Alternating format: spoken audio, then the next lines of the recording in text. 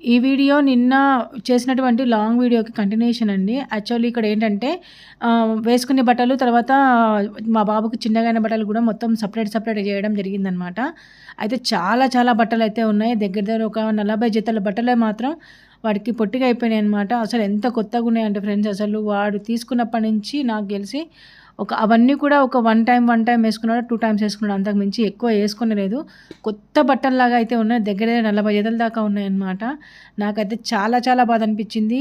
మా బాబు డ్రెస్ ఒక్కటి వచ్చి కనీసం మినిమమ్ ఒక 2500 నుంచి స్టార్టింగ్ ఉందండి వాడి డ్రెస్సు. ఎవరికైనా ఇద్దామన్నా గానీ అంత చిన్న పిల్లలు ఎవ్వరూ లేరు. అసలు నాకైతే మస్తు బాధ అనిపించింది ఆ బట్టలన్నీ తీసేసరికి.